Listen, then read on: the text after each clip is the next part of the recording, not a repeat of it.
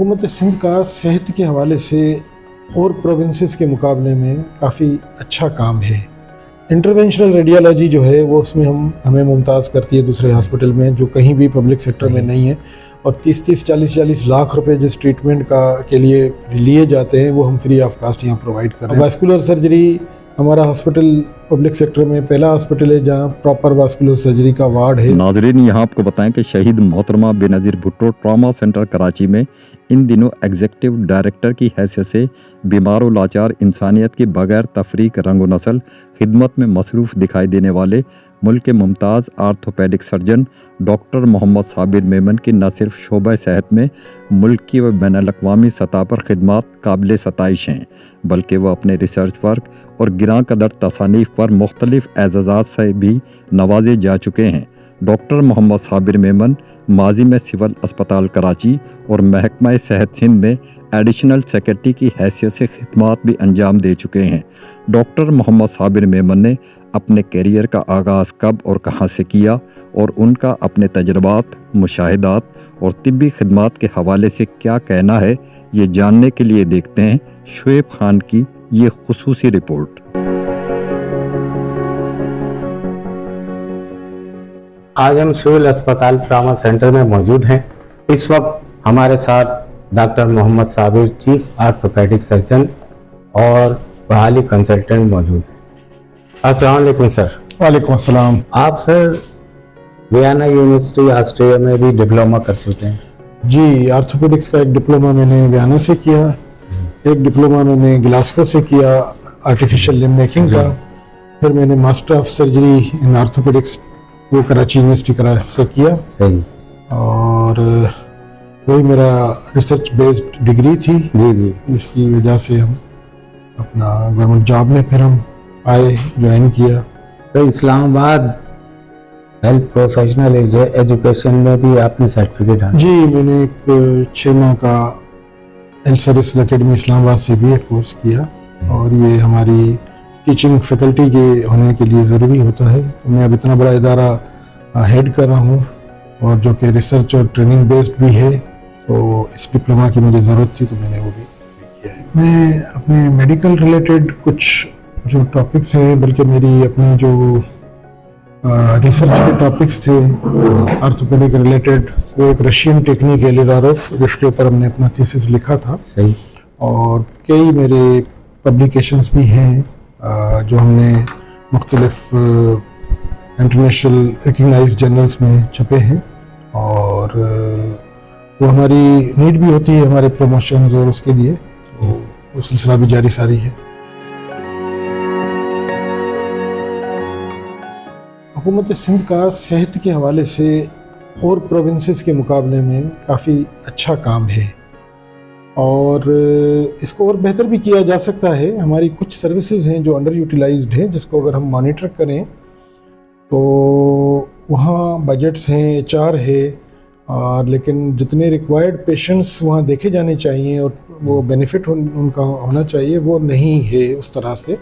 तो ज़रूर मैं अभी जब भी अपने हायब से मिलता हूँ, हमारी मिनिस्टर साहिबा बहुत मेहरबान हैं, अच्छी खातून हैं, वो बहुत ज़्यादा इंटरेस्ट लेती हैं, तो और सेक्रेटरी हेल्थ भी हमारे, तो उनसे अक्सर डिस्कशन होता है कि जी ये जो हम जहाँ ट्रेशरी केयर लेवल हॉस्पिटल पे बैठे हैं, हम ओवर क्राउडेड हो रहे हैं। हम भी हैं, जिन्ना हॉस्पिटल है और भी बड़े हॉस्पिटल्स जो हैं वो और ज़्यादा ओवर क्राउडेड हैं, और जो डिस्ट्रिक्ट हेडक्वार्टर हॉस्पिटल और सेकेंडरी केयर लेवल हॉस्पिटल हैं वो अंडर यूटिलाइज्ड हैं। तो उनको थोड़ा सा अगर हम मॉनिटर करके उसकी नीड एनालिसिस करके छोटी मोटी जो उसमें कमी है उनको पूरा कर दें, तो उनकी भी प्रॉपर यूटिलाइजेशन अगर हो जाए तो मरीजों को एक तो डोर स्टेप पे सर्विसेज मिल जाएंगी, दूसरा वो जो अंडर यूटिलाइज्ड हैं उधर प्रॉपर काम शुरू हो जाएगा, और वहाँ से जो रेफरल टर्शरी केयर पर आ रहा है जिसकी वजह से हम ओवर क्राउड हो रहे हैं ज़्यादा, तो हमारी सर्विसेज मुतासर होती हैं उसकी वजह से, तो वो भी एड्रेस हो जाएगा।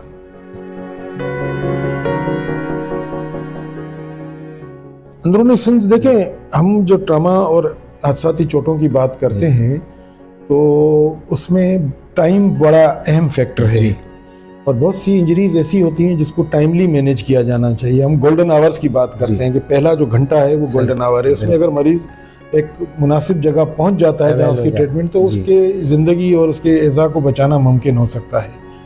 और इसी सिलसिले में हमने पूरा इंटीग्रेटेड ट्रामा केयर सिस्टम की बात की है, जो सिंध गवर्नमेंट के साथ हम मिलके इसको आगे बढ़ा रहे हैं। और हमने सैटेलाइट सेंटर्स अपने जो हैं वो कायम करने के लिए एक पूरा प्रोग्राम दिया है, जिसके पहले फेज़ में हमारा लाड़काना, सक्खर और जामशोरो था। लाड़काना हम पिछले साल मई 23 में स्टार्ट कर चुके हैं, जहां 200 से ज़्यादा मरीज़ रोज़ाना देखे जा रहे हैं और वहां से 70-80% रेफरल कराची की तरफ कम हो गया है। दूसरा सेंटर हमें हैंडओवर हुआ है सक्खर का, जो कि इंशाल्लाह इस साल के एंड तक हम कोशिश करेंगे कि उसको भी स्टार्ट कर दें। और थर्ड वन जो है वो जामशोरो होगा। उसके बाद हम आगे बढ़ेंगे जब, तो हम जो दूसरे न्यू डिविजनल हेडक्वार्टर्स हैं जहाँ टीचिंग हॉस्पिटल्स हैं, जैसे नवाब शाह, खैरपुर और मीरपुर ख़ास, हम चाहेंगे कि वहाँ सेंटर्स कायम हो और उनकी इंटीग्रेशन हमारे साथ हो। उसके बाद जो डिस्ट्रिक्ट हेडक्वार्टर लेवल के, सेकेंडरी केयर लेवल के जो हॉस्पिटल्स हैं, उनकी जो इमरजेंसीज़ हैं, उनका भी इंटीग्रेशन हमारे साथ होना चाहिए। इससे उन मरीज़ों को मैनेज करना बहुत इजी हो जाएगा और वहाँ से एक तो रेफरल कम से कम हो सकेगा। हम नीड एनालिसिस करके वो सर्विसेज उनके डोर स्टेप पे कर देंगे और मरीज़ अपने घर के करीब जो है एक बेहतरीन और क्वालिटी इलाज जो है हासिल कर सकेगा। अब वास्कुलर सर्जरी हमारा हॉस्पिटल पब्लिक सेक्टर में पहला हॉस्पिटल है जहाँ प्रॉपर वास्कुलर सर्जरी का वार्ड है, और जो वास्कुलर सर्जरी से रिलेटेड इश्यूज आते हैं उसको हम इंटरवेंशनल रेडियोलॉजी जो है वो उसमें हमें मुमताज़ करती है दूसरे हॉस्पिटल में, जो कहीं भी पब्लिक सेक्टर में नहीं है। और 30-30, 40-40 लाख रुपए जिस ट्रीटमेंट के लिए लिए जाते हैं वो हम फ्री ऑफ कास्ट यहाँ प्रोवाइड कर रहे हैं। डॉक्टर यूसुफ हमारे हैं, डॉक्टर फहद हमारे वास्कुलर सर्जन ये काम कर रहे हैं। उसके बाद आईवी डाइल्यूशन, एक फिक्स डोज जो मरीज को लगना चाहिए इंजेक्शंस का, वो हमारे पास आईवी डाइल्यूशन पहली सबसे हमारे डिपार्टमेंट में कायम हुई, हमारे इंस्टीट्यूट में कायम हुई।